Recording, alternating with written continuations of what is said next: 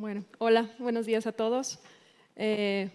Por mi parte vamos a intentar convencerlos de sí tratar la esclerosis, la enfermedad presintomática. ¿Me ayudan? Listo.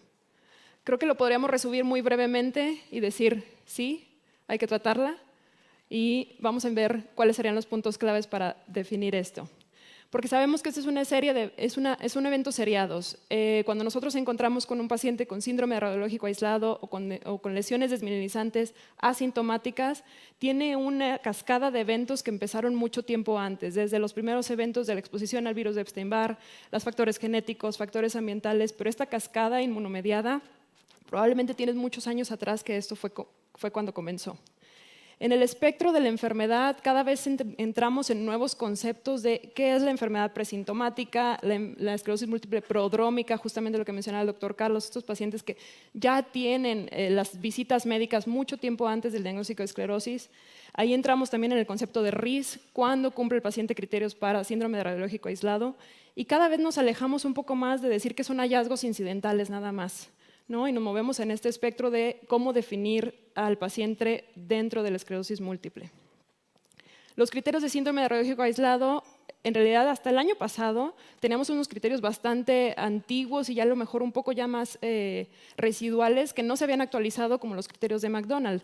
Requerían muchas lesiones que captaran contraste, lesiones periventriculares, yuxtacorticales, con las características típicas para enfermedades desmielinizantes. Se actualizan los criterios en el 2023 y vemos cómo se reducen bastante cuál es la carga lesional que nosotros necesitamos para decir que un paciente tiene RIS. No nos vamos a referir únicamente al paciente que tiene una lesión desmielinizante sospechosa, tiene que cumplir los criterios. Entonces, normalmente este cambio que se vio fue por la necesidad de decir, necesitamos unos criterios que sean lo suficientemente sensibles, pero que sí bajen la especificidad. Necesitamos poder integrar un poco más de pacientes en estos criterios para este porcentaje de pacientes que van a presentar un evento clínico a los 2 años.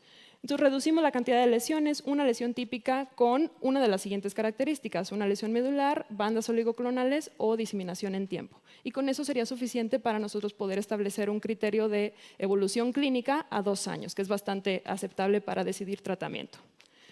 La corte más grande de pacientes con RIS es una corte de 450 pacientes, donde los siguieron en el transcurso de 5 y 10 años, que fueron los estudios que también mencionó el doctor Carlos, pero sí definir cuáles son los factores de riesgo principales para la presentación clínica, que es el sexo, pacientes masculinos que tienen mayor riesgo contra mujeres, edad menos de 37, más de 37 y el involucro de la médula espinal.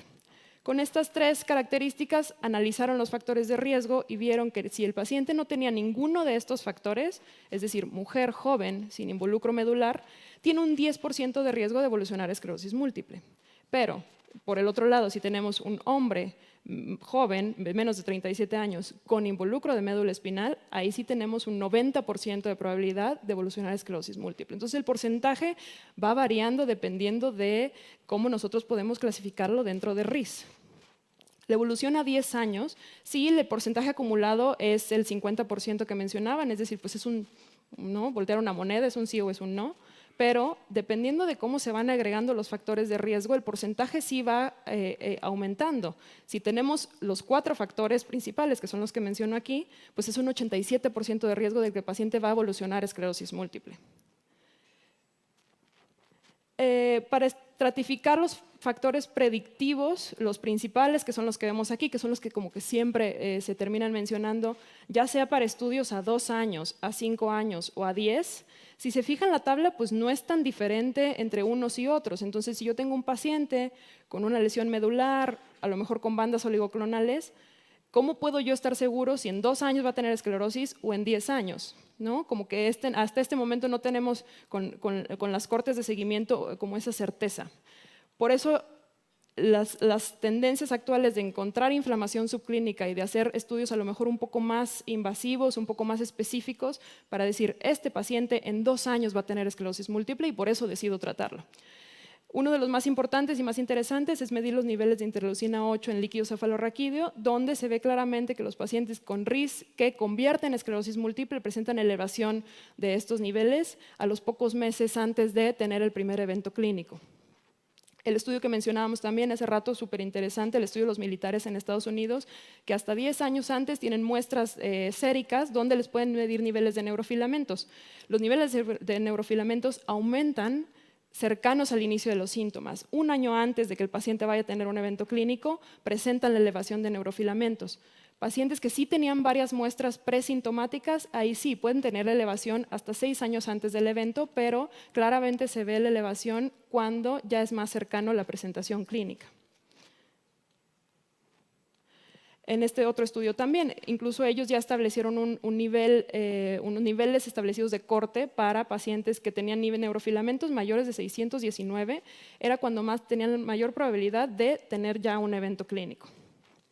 Entonces, estos serían como los biomarcadores actuales más estudiados, obviamente las bandas oligoclonales, niveles de neurofilamentos, la interleucina 8, los microRNAs, que también ya son un poco más de moda para pacientes con RIS, y otros estudios, otros biomarcadores que ya han sido positivos en CIS, no son todavía. Por ejemplo, las quitinasas, la proteína ácida fibrilar, las cadenas ligeras kappa, no han tenido resultados positivos para RIS todavía, pero los que menciono aquí, pues sí.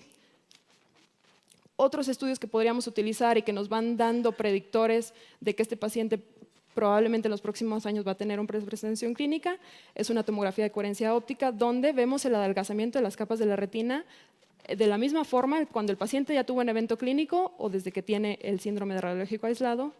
Y otro súper importante que también hay que tener en consideración, el deterioro cognitivo. Hasta 30% de los pacientes con lesiones desminezantes asintomáticas ya tienen deterioro cognitivo.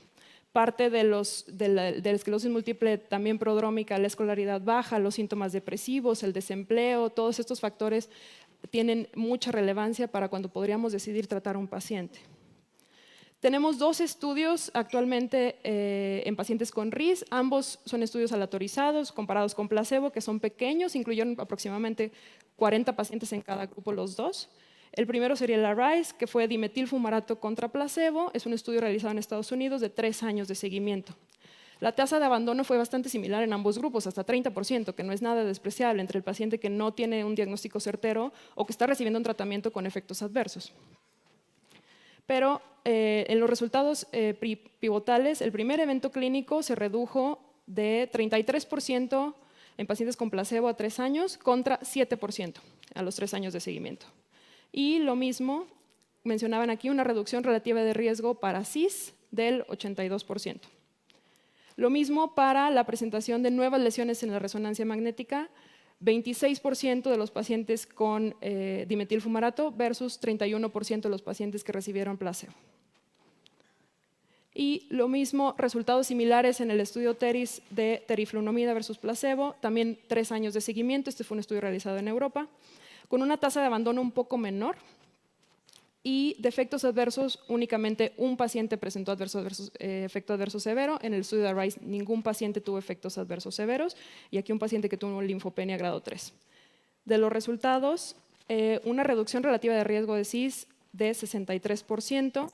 De los pacientes que recibieron teriflunomida, el 18% presentó un evento clínico versus 44% del paciente que recibieron placebo. No tuvieron resultados significativos para nuevas lesiones en T2 o aquí también midieron calidad de vida, escalas de fatiga, escalas cognitivas. Esto no fue significativo, pero también resultados bastante positivos.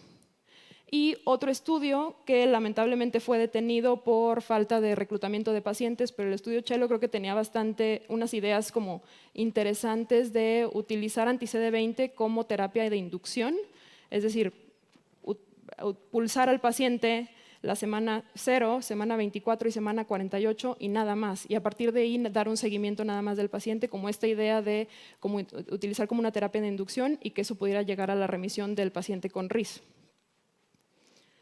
Como conclusiones, yo sé que RIS es un concepto en evolución, están entrando conceptos nuevos, prodrómico, presintomático, RIS, pero sí debemos establecer adecuadamente los pacientes para cuando van a evolucionar a CIS a corto plazo o incluso para esclerosis múltiple primaria progresiva. El diagnóstico temprano sí es una ventana de oportunidad para retrasar o prevenir el desarrollo de esclerosis múltiple, pero cada paciente debe ser individualizado. Sabemos que tiempo es cerebro, pero tiempo en esclerosis múltiple pues es reserva cerebral, cognitiva, medular, recaídas, ¿no? Podríamos hablar de todo lo que estaríamos preveniendo en estos pacientes, calidad de vida, funcionalidad. Y nada más, espero haberlos convencido.